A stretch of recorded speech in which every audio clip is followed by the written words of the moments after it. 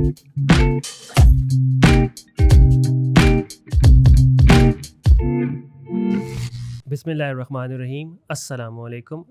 मैं हूं आपका होस्ट डॉक्टर सुलेमान इलाही मलिक। हम आज अपने पुराने एपिसोड से कंटिन्यूएशन में चलेंगे जो कि हमने किया था हाइपरथायराइडिज़म के ऊपर। थायराइड को उर्दू में गिलड़ कहते हैं, तो गिलड़ के ज़्यादा काम करने को हाइपरथायराइडिज़म कहते हैं। इसके मुतालिक हमने सवालात किए थे KPK, मायनाज, माहिर अमराज़ diabetes and गदूद doctor Ibrar Ahmad साहब से, और आज भी हमारे साथ वो मौजूद हैं स्टूडियो में। अस्सलाम वालेकुम सर। वालेकुम सलाम। सर कैसे हैं आप? अल्लाह का शुक्र। सर आपको दोबारा तकलीफ़ दी है। आज का जो हमारा एपिसोड होगा वो इसी हाइपरथायराइडिज़म की मैनेजमेंट के ऊपर होगा कि इसकी हम इलाज कैसे कर सकते हैं। तो सर इसके मुतालिक पहला सवाल ये है कि हाइपरथायराइडिज़म के लिए जो सबसे पहला सवाल आता है कि कोई परहेज़ मौजूद है खुराक में? अगर हम परहेज़ की बात करें, किसी थायराइड डिसऑर्डर्स का कोई एज सच परहेज़ नहीं है। इसमें हमारे बाज़ लोगों के बहुत मिथ्स हैं, और आम पब्लिक जब भी आती है वो यही पूछती है कि भाई आप लोग हमें परहेज़ का बताएं। तो हमें कुछ ना कुछ as a health care professional कुछ बताना पड़ता है, लेकिन जो तहकीक बताती है उसमें एज सच इतना कुछ नहीं है। लेकिन फिर भी सी फूड्स और सी वीड्स या आयोडाइज जिस हाइपर एक्टिव पेशेंट्स के लिए, हाइपो की मैं बात नहीं कर रहा, उसमें हम उनको कई तरह से अवॉइड करें इसको। फिर कुछ सब्जियां, कुछ फूड्स इस तरह हैं जिसमें आपका गाइट्रोजन्स, इसको जिसको कहते हैं, गाइट्रोजन्स ये होते हैं कि उन कोई मादा जो उनमें अवामिल होते हैं जिसकी वजह से थायराइड ग्लैंड पे असर, मसलन कैबेज हो गया, ब्रोकोली, उर्दू में मुझे नहीं पता क्या कहते हैं, लेकिन स्प्राउट, इस तरह की जो चीज़ें हैं, कॉलीफ्लावर, तो अगर इनको थोड़ा सा हम नीम गर्म पानी में बॉयल कर लें तो इनमें वो चीज़ें ख़त्म हो सकती हैं और वो ये चीज़ ले सकते हैं। तीसरी बात यह कि मैं अपने पेशेंट्स को यूजुअली ये कहता हूँ कि आप अपने डाइट को भी थोड़ा सा फ्रीक्वेंट मील्स, छोटे छोटे मील्स मिलें, क्योंकि उनकी हाइपर एक्टिविटी ज़्यादा होती है। तो जब तक उनके टेस्ट नॉर्मल नहीं आते हैं, अगर वो फ्रीक्वेंट मील्स लें तो उस वजह से उनके जो वेट लॉस, वज़न स्टेटिक रहेगा। और आखिर में चाय, कैफ़ीन, ये चीज़ें जो होती हैं ये बंदे की हाइपर एक्टिविटी ज़्यादा करते हैं। तो जब तक उनके टेस्ट नॉर्मल नहीं होते तो हम यूजुअली उनको क्या है, अवॉइड इट, ताकि वो दोनों को मिलाएं ना। तो वो जब वो मिलते हैं तो कहते हैं बस हम फिर ख़राब हो गए। तो जब हम उनको कहते हैं तो with in span of time वो हो जाते हैं, कंट्रोल हो जाते हैं।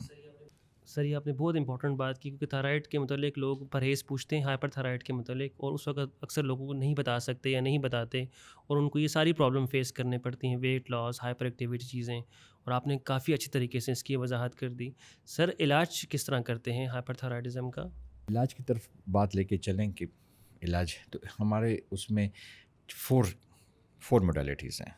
एक जो सिम्टम्स हाइपर एक्टिविटी होती है उसके लिए हम यूजुअली पेशेंट को शुरू से बीटा ब्लॉकर्स पे, अगर काउंटर इंडिकेशन कोई उसकी रोक ना देने की वजह हो दवाई के, तो बीटा ब्लॉकर्स हम देते हैं।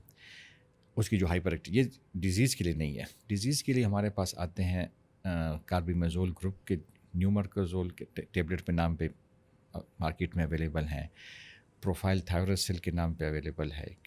फिर हमारे पास रेडियो एक्टिव शॉक की मदद से एक चीज़, थोड़ी सी कतरे जिसको कहते हैं यूजुअली, और सर्जरी। इसमें जो डेफिनेट ट्रीटमेंट्स हैं वो दो हैं, रेडियो एक्टिव आयोडीन और सर्जरी। लेकिन दवाइयाँ, हर एक बंदा इस चीज़ के लिए राज़ी नहीं होता, तो उसके लिए हमारी ये चीज़ होती है कि भाई हम उनको शुरू में दवाइयों पे डालते हैं। दवाइयों को हम यूजुअली मॉनिटर करते हैं कि किसी ख़ास डोज से शुरू करते हैं, उसको ऊपर नीचे करने का हम कम से कम 6 वीक्स से लेकर 3 मंथ्स का गैप देते हैं उसके टाइट्रेशन का, और उसको हम 18 मंथ्स और 2 ईयर्स तक भी कंटिन्यू करते हैं। और पेशेंट नहीं रिस्पॉन्ड करता तो हम दूसरी ट्रीटमेंट्स पे जैसे रेडियो एक्टिव आयोडीन और सर्जरी पे चले जाते हैं। लेकिन बाज़ जगहों पे लिखा गया है और बाज़ तहकीक पे भी यही बताया गया है कि भाई आप इन दवाइयों को आजकल कंटिन्यू कर सकते हैं जो लोग इन चीज़ों पे राज़ी नहीं होते। For example radio active iodine पे और सर्जरी पे राज़ी नहीं होते, आप प्रोलॉन्ग मैनेजमेंट भी देते हैं, और उसमें कोई हार्म एज सच, कोई साइड इफ़ेक्ट्स उसके नहीं हैं। तो आप दवाइयाँ, रेडियो एक्टिव आयोडीन यानी कतरे, और सर्जरी, ये आपकी 3 मोडेलिटीज़ ऑफ ट्रीटमेंट है। ठीक सर, अगर मैं दवाइयों के मतलब पूछूं, तो अक्सर हामला ख़वातीन को भी हाइपरथायराइडिज़म का मसला होता है, या वो ऑलरेडी ट्रीटमेंट पर होती हैं, उस दौरान वो प्रेगनेंसी उनको हो जाती है, तो ये जो दवाइयाँ हैं ये प्रेगनेंसी में ली जा सकती हैं? 100%. اس کے جو سائڈ ایفیکٹس ہیں وہ بہت معمولی ہیں تو ہیں. جیسے اب اگر اس میں جو گروپ ہے میتھیمیزول کا جو گروپ ہے یہ ہیلتھ کیئر پروفیشنلز کے یہ پلیسنٹل کراس کرتے ہیں اور اس کے اسکیلپ ڈیفیکٹس اس کو کیوٹس ایپلیزیا یا کونل ایٹریزیا کے نام سے 2-3 چیزیں دیتے ہیں. عام پبلک کے لیے ہے تو ہم یہ کہیں گے کہ بھئی آپ ان دوائیوں کو کنٹینیو کریں اور اپنے ہیلتھ کیئر پروفیشنل کے پاس جائیں. سیکنڈ، اگر اس میں یہ ہوتا ہے کہ اگر آپ یہ دوائیاں دینا کسی کو کنٹینیو ہو میتھیمیزول، تو اس کو ہم یوزولی فرسٹ ٹرائمیسٹر میں ہم اس کو چینج کر کے پروفائل تھائروسل پہ لے آتے ہیں کہ وہ اس کی جو ٹرانسفر ریٹ ہے وہ کم ہے.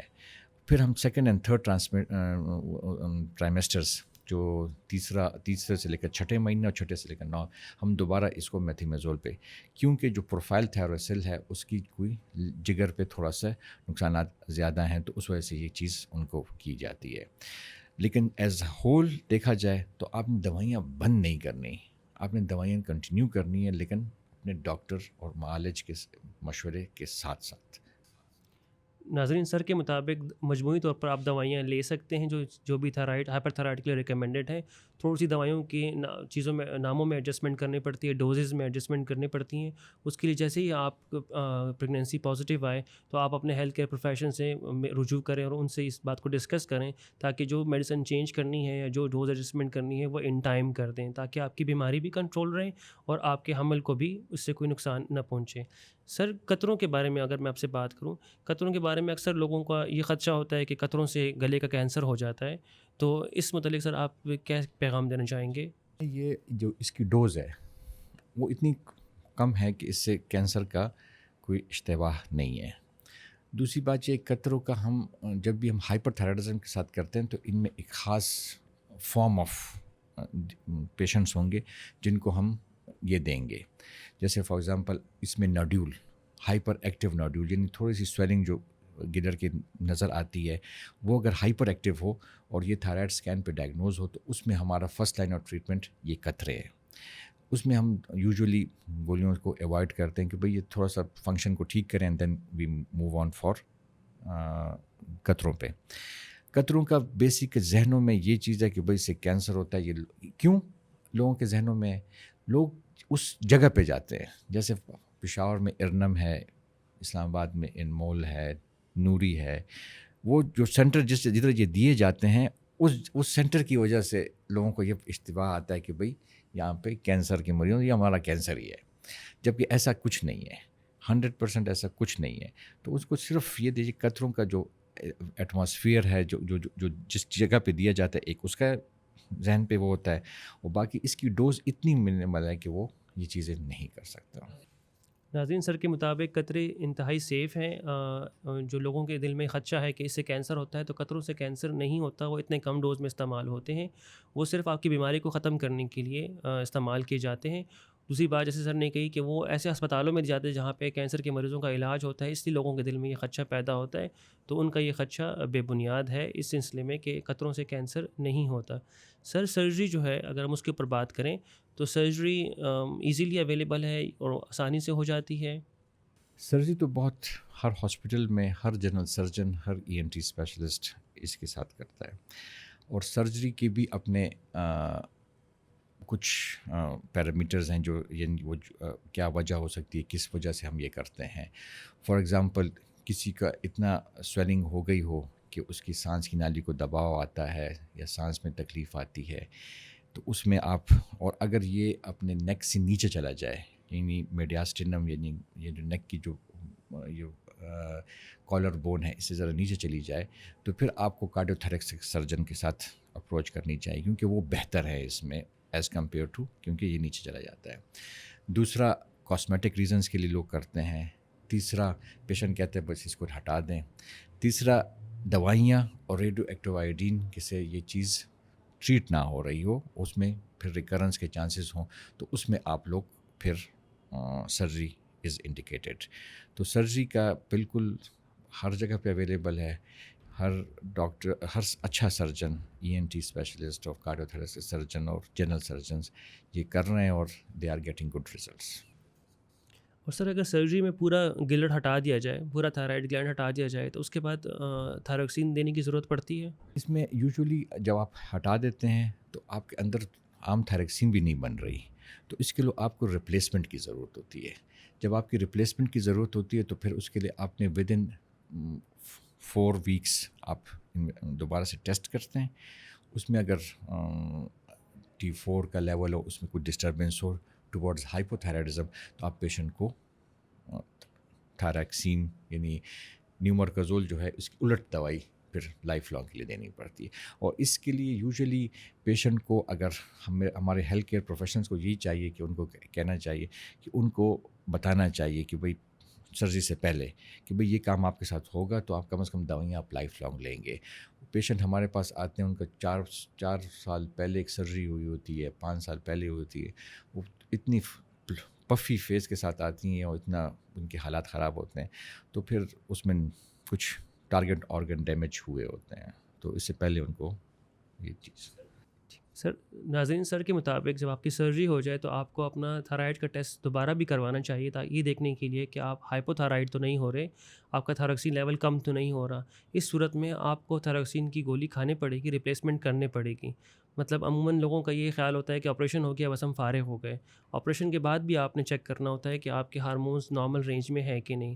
تھینک یو سو مچ سر، آپ نے بہت اچھے سے وضاحت کی ریگارڈنگ میڈیسن، پھر اس کے بعد آپ نے ریڈیو ایکٹیو آیوڈین کے بارے میں بہت اچھی معلومات دی، اور سرجری کے متعلق آپ نے بہت ڈیٹیل میں ایکسپلین کی ان چیزوں کو. سر آخر میں اس ایپیسوڈ کے اینڈ میں اگر آپ اپنی اس ٹاک کو سمرائز کریں گے اور ہمارے ناظرین کو کوئی پیغام دینا چاہیں گے تو 2-3 لائنوں میں وہ کیا پیغام ہوگا؟ پیغام دینے سے پہلے میں ایک اور چیز، ہمارے پاس جو پیشنٹس آتے ہیں ان کی جو بچوں کا یوزلی یہ بچوں کا ایک نہ ہونے کی انفرٹیلٹی جس کو کہا جاتا ہے، اس میں بھی یہ پرابلم زیادہ. تو آپ ان کو چاہیے کہ جب بھی آپ انفرٹیلٹی کے بارے میں آئیں تو جو یہ لوگ اس طرح کیسز ڈیل کر رہے ہیں تو ان کے تھائرائڈ فنکشنز پہ ضرور توجہ دیں. اگر تھائرائڈ فنکشن پہ توجہ نہیں دیں گے اور ہم اس طرح ٹریٹ کرتے جائیں گے، کیونکہ اس میں مینسز کی بھی پرابلم ہوتے ہیں، تو اپنے تھائرائڈ فنکشنز کو ان کو چاہیے کہ ان کو مانیٹر کریں اور تھائرائڈ فنکشن کو نارملائز کریں.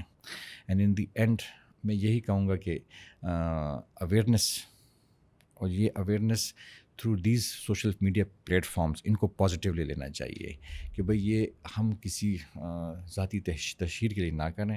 اور ہائپر تھائرائڈزم کا جو کانسیپٹ ہے جو لوگوں کے اندر، کیونکہ آفٹر ڈائبٹیز یہ سب سے کامنسٹ ڈس آرڈر ہے جو تھائرائڈ کے، اور اتنے لوگ اس میں اسے سفر کر رہے ہیں ڈیو ٹو نان اویئرنیس. اور کیونکہ آپ بھی میرے خیال میں ان چیزوں سے پیشنٹس سے روزانہ دیکھ رہے ہوں گے کہ لوگوں کے جو یہاں پہ سائن آف بیوٹی کے طور پہ اس کو استعمال کیا جاتا تھا، تو جب کہ وہ ان کی مینٹل ہیلتھ کو بہت زیادہ افیکٹ کر رہا تھا. تو thyroid, treat your thyroid to have a healthy life, اور سیف مینٹل ہیلتھ کے لیے بہت ضروری ہے. تھینک یو سو مچ سر. سر نے بہت قیمتی بات آخر میں کی کہ جو لوگ اولاد کے خواہش مند ہوتے ہیں، جو جوڑے کپل اور ان کی اولاد نہیں ہو رہی ہوتی، تو ان کے باقی وجوہات میں ایک وجہ ہائپر تھائرائڈزم بھی ہو سکتی ہے.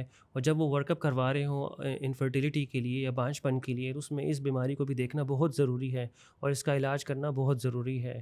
اس سب کے ساتھ میں آپ لوگوں سے اجازت چاہوں گا. تھینک یو سو مچ. اللہ حافظ.